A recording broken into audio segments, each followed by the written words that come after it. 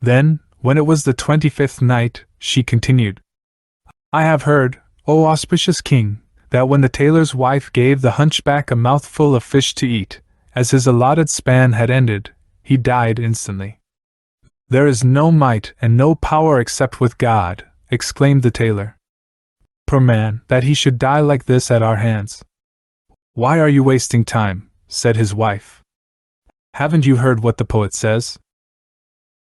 Why do I try to console myself with the impossible, when I have never met a friend to bear my sorrows? How can one sit on a fire before it is put out? To sit on fire brings harm. What am I to do? Asked her husband. Get up, she said. Carry the man in your arms and spread a silk covering over him. We must do this tonight, and I shall go in front, with you following behind. You are to say, This is my son and this is his mother, and we are taking him to see the doctor. On hearing this, the tailor got up and carried the hunchback in his arms, while his wife kept saying, My son, may you recover. What is paining you and where are the symptoms of smallpox showing? Everyone who saw them said, These people have a child with smallpox.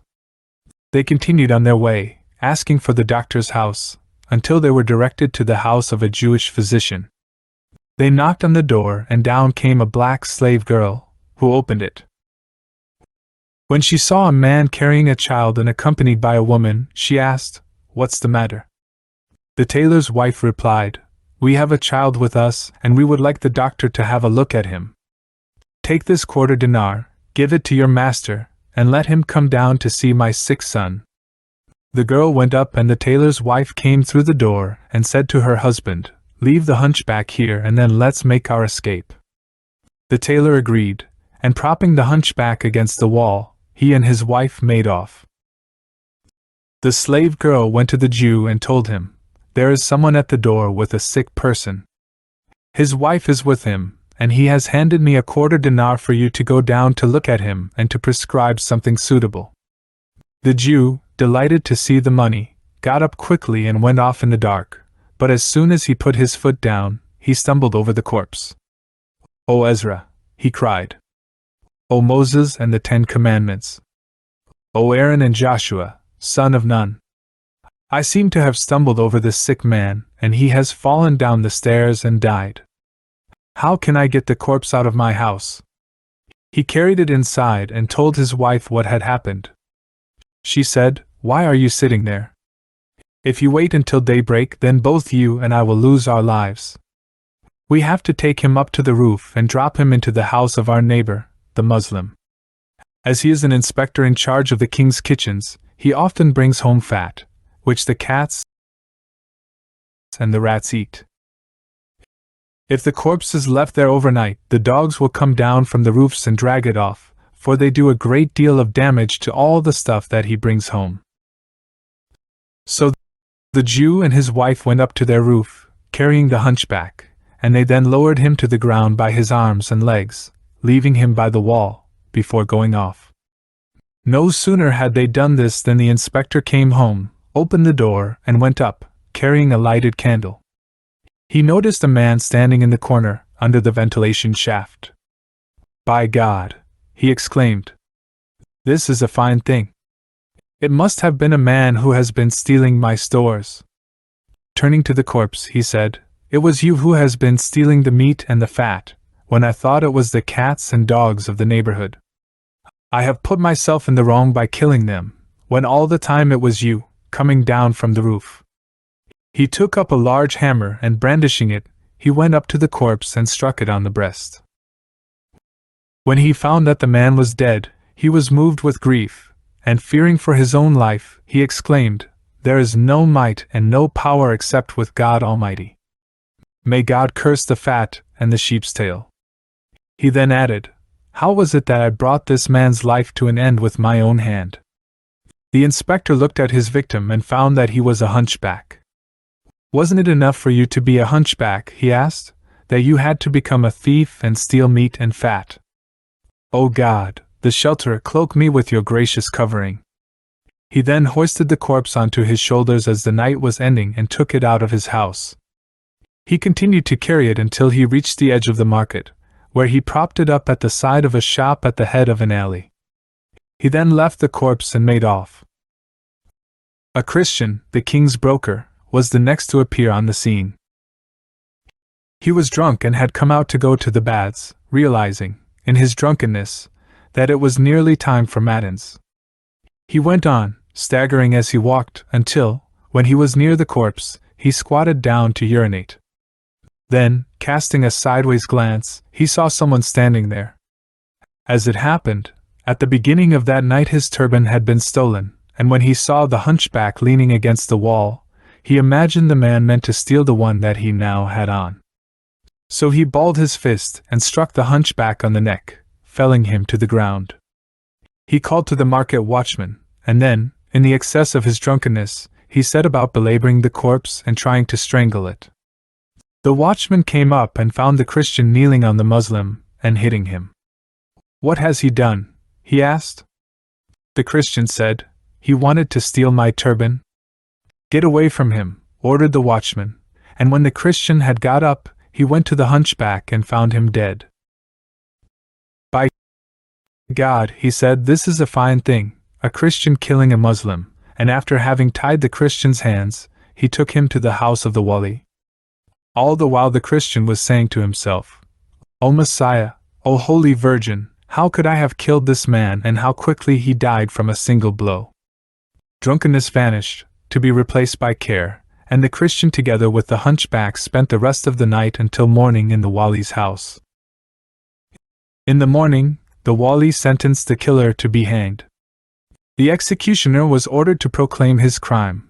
A gallows was set up under which the Christian was made to stand, and the executioner came and put a rope around his neck. He was on the point of hanging him when the inspector made his way through the crowd. When he saw the Christian about to be hanged, he cleared a way for himself and then said, "Don't do it, it was I who killed him." "Why did you do that?" asked the Wali. "I came home last night," he said, "and found that he had come down through the ventilation shaft and had stolen my goods, so I struck him on the chest with a hammer, and he died. I carried him off to the market and propped him up in a lane nearby." He added, "Is it not enough for me to have killed a Muslim that I should kill a Christian as well? I am the one to be hanged." On hearing this, the Wali freed the Christian and told the executioner to hang the inspector on his own confession. The executioner took the rope from the neck of the king's broker and put it round that of the inspector, who was made to stand under the gallows. He was about to be hanged when, all of a sudden, the Jewish doctor came through the crowd, shouting to them and to the executioner, "Don't do it. It was I and I alone who killed him. I was at home last night when a man and a woman knocked at my door bringing with them this hunchback, who was sick. They gave my servant girl a quarter of a dinar.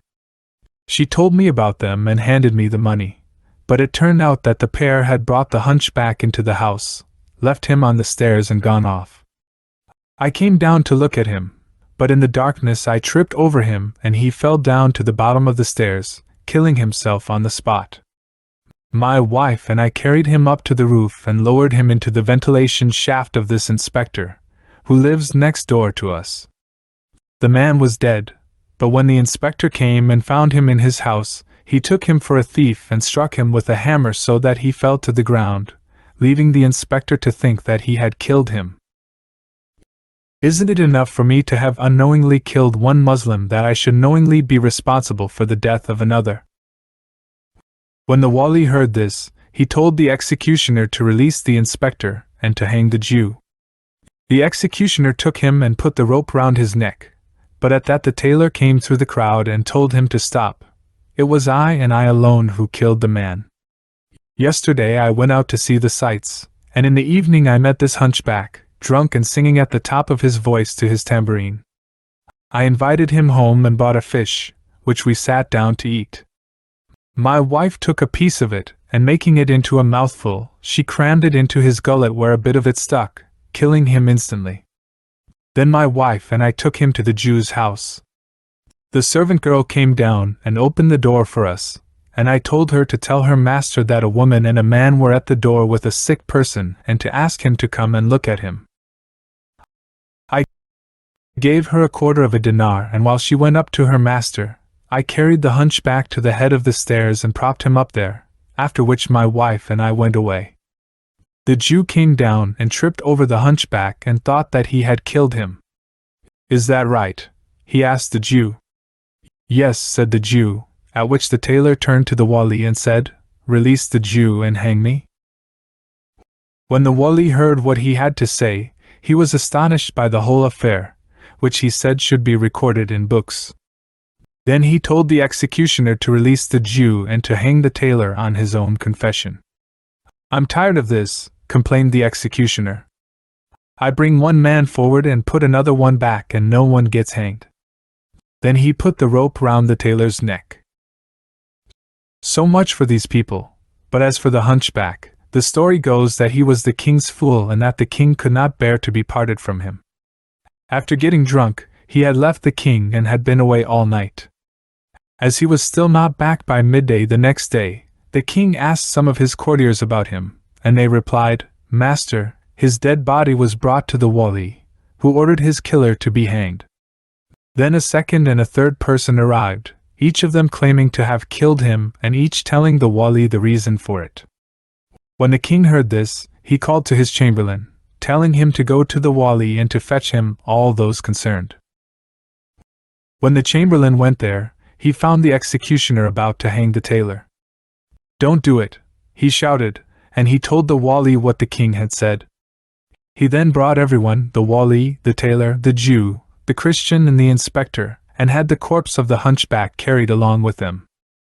When the wali stood before the king, he kissed the ground and told him what had happened to each of them, but there is nothing to be gained from repetition. The king himself was filled with amazement and delight at the story, and gave orders that it should be recorded in letters of gold. He then asked those present whether they had ever heard anything more astonishing than the story of that hunchback. At that, the Christian came forward and said, "Your Majesty, if you give me leave, I will tell you of something that happened to me which was more remarkable, stranger and more entertaining than the story of the hunchback." When the king told him to produce his story, he said, "King of the age, I came to these lands as a trader, and it was fate that brought me to you. I was born in Cairo and am a Cairene Copt. I was brought up there and my father was a broker. He died when I had reached manhood, and I took his place as a broker. One day when I was sitting there, up came a most handsome young man, wearing splendid clothes and riding on a donkey. When he saw me, he greeted me and I rose as a mark of respect. He then produced a kerchief in which there was a quantity of sesame. 'How much would an ardab of this be worth?' he asked. 100 dirhams, I replied. 'Bring donkey men and grain measurers and go to Bab al-Nasr and then on to Khan al-Jawali, where you will find me,' he instructed. He then went on his way, leaving me with the kerchief containing the sample. I went round the buyers and got a price of 120 dirhams for an ardab, after which I took 4 donkey men and went to find the young man waiting for me. When he saw me, he went to the storeroom, opened it, and cleared out its contents. We measured them and they amounted to 50 ardabs, totaling 5,000 dirhams. The young man told me, "You can have 10 dirhams in every ardab as your brokerage fee, so take the fee and keep 4,500 dirhams for me. When I have finished selling my goods, I will come and collect it." I agreed to this, kissed his hand and left him, having made a total profit of 1,000 dirhams that day. After a month's absence, the young man turned up and asked me for his money. I got up and, after greeting him, I asked if he would care to have something to eat in my house. But he refused and told me to have the money ready so that he could go off and collect it on his return. He then left, and I fetched the money and sat waiting for him. He stayed away for a month and then when he came back, he asked where it was. I got up, greeted him and again invited him to eat with me, but again he refused and told me to have the money ready for him to take when he returned. When he had gone, I went and fetched it and sat waiting for him and again he stayed away for a month. "This young man," I said, "is the perfection of liberality." A month later, he came riding on a mule, splendidly dressed and looking like the moon on the night when it comes to the full. It seemed as though he had emerged from the baths, with his face like the moon, red cheeks, radiant brow, and a mole like a speck of ambergris, as the poet says. Sun and moon have met in the same zodiac sign, rising with supreme beauty and good fortune. This beauty shows us why men envy them, how lovely they are when the call of joy rings out. Beauty and grace complete their charms, which intelligence adorns and modesty distinguishes. God be praised, how wonderful is His creation. His wishes with regard to His creation are what He carries out. When I saw him, I got up, kissed his hand, and called down blessings on him. Sir, I said, are you not going to take your money?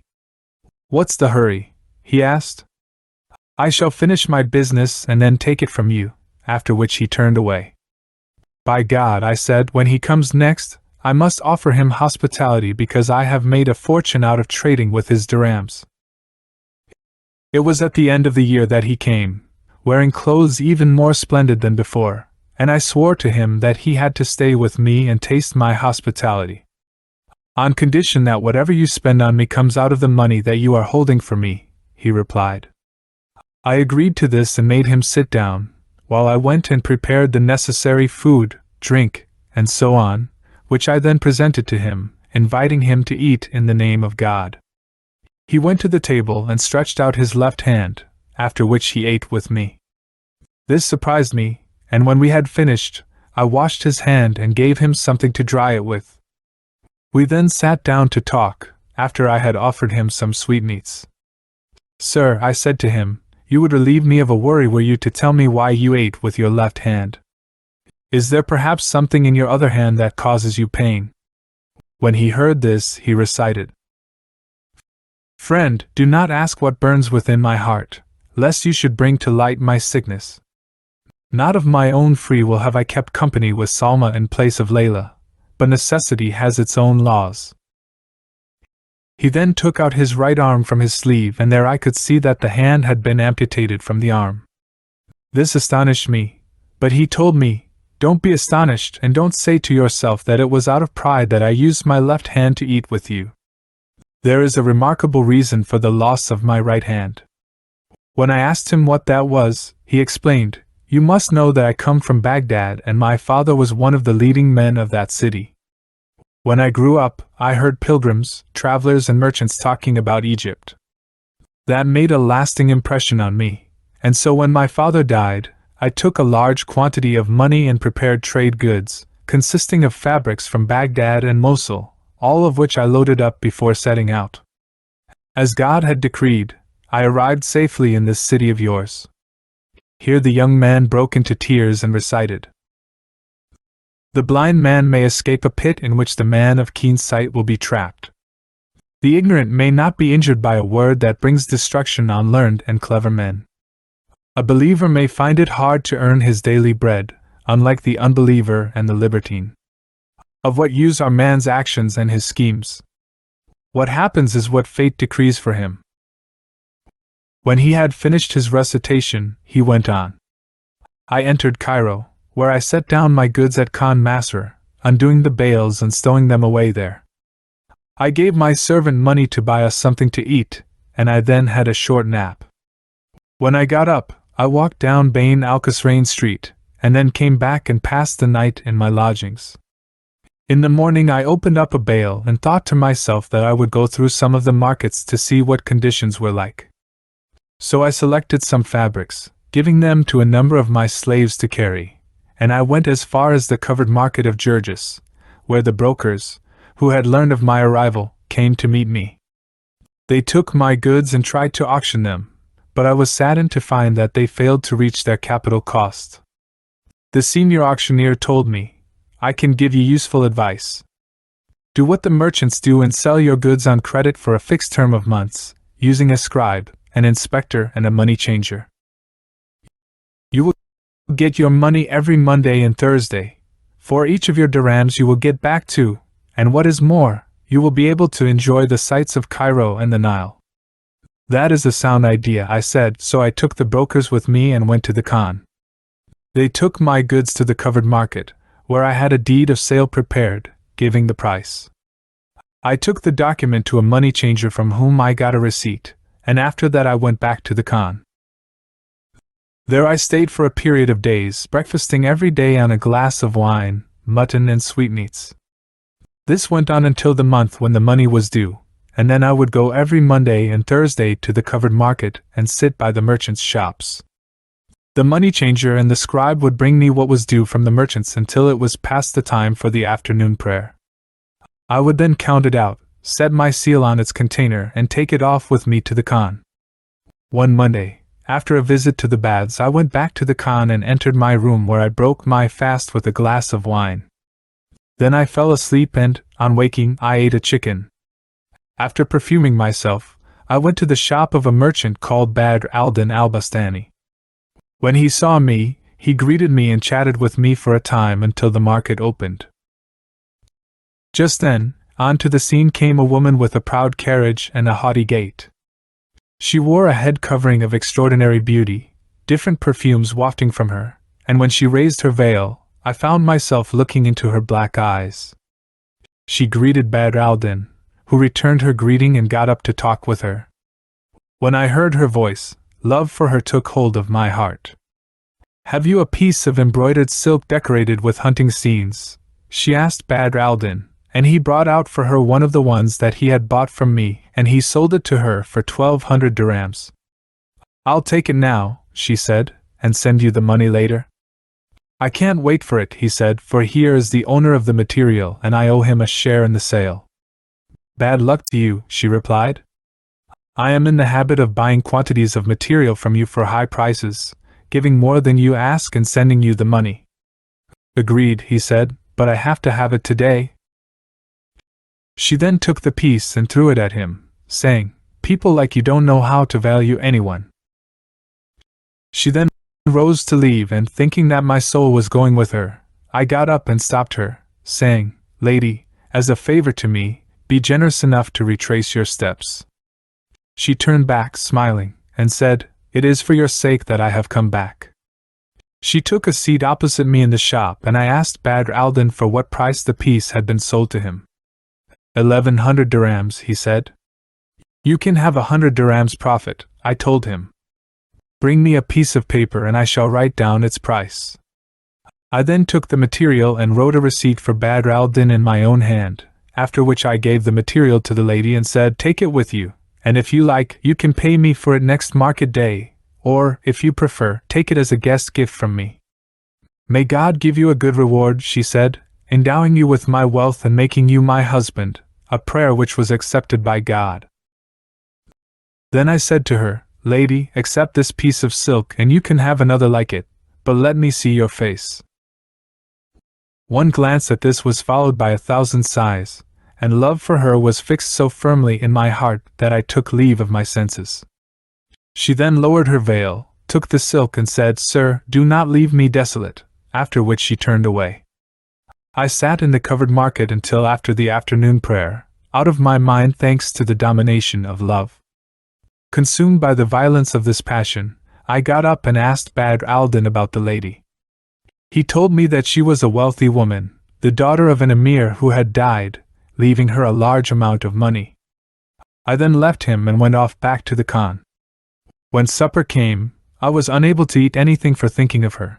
When I tried to sleep, sleep would not come, and I remained wakeful until morning.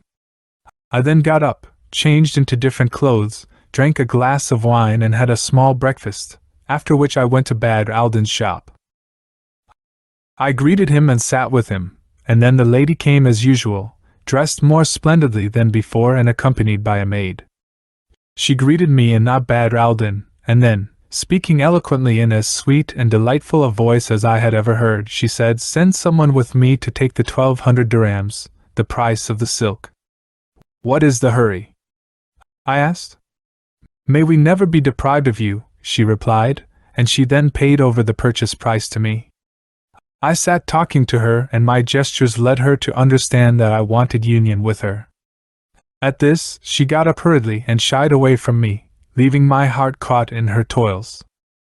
I followed her out of the market, and was suddenly confronted by a servant girl, who said, "Master, come and speak to my mistress." Taken aback, I replied, there is nobody here who knows me." She replied, "How quickly you have forgotten her, my lady who was at the shop of Badr al-Din, the merchant, today," and I then walked with her to the money changer. When the lady saw me, she brought me over to her side and said, "My darling, you have been in my thoughts, and love for you has taken possession of my heart. Since the moment that I saw you, I have not been able to enjoy sleep or food or drink." "I suffered twice as much," I replied, "and my present condition speaks for itself without needing to voice it." "My darling," she asked, "shall it be your house or mine?" "I am a stranger," I replied, "and I have no place to go except the Khan, so if you would be so good, let it be with you." "Yes," she said, "but this is Friday night, and so there is nothing to be done until tomorrow after prayers. When you have prayed, get on your donkey and ask for the Habaniya quarter. Then, when you get there, ask for the house of Burkait the Nakib, who is known as Abu Shama, for that is where I am living. Don't be late, for I shall be expecting you." I was overjoyed at this. We parted and I went to my Khan, where I spent a sleepless night. As soon as dawn had broken, I got up, changed my clothes, perfumed and scented myself, and taking with me 50 dinars wrapped up in a kerchief, I walked from Khan Masr to Bab Zawayla. There I got on a donkey and told its owner to take me to the Habaniya quarter. He set off instantly, and in no time he had come to a street called Darb al-Munkari. I told him to go into the street and ask for the house of the Nakib. He was only away for a short time before coming back to tell me to dismount. I asked him to lead the way to the house, and then I said, "Come for me here tomorrow morning and take me back." When he had agreed to this, I gave him a quarter of a dinar and, after taking it, he went off. I then knocked at the door, and out came 2 young girls with swelling breasts, virgins like moons. "Come in," they said. "Our mistress is expecting you, and she did not sleep last night, so pleased was she with you." I entered a vaulted hall with 7 doors, round which were windows overlooking a garden with fruits of all kinds, gushing waters and singing birds. The walls were treated with sultani gypsum in which a man could see his own face, while the ceiling was ornamented with gold, showing inscriptions in lapis lazuli, encompassing all the qualities of beauty and dazzling those who looked at it. The floor was laid with variegated marble and strewn with carpets, colored silks and mattresses, while in the center was a fountain, at whose corners were birds made of pearls and other gems. I entered and sat down. Morning now dawned and Shahrazad broke off from what she had been allowed to say.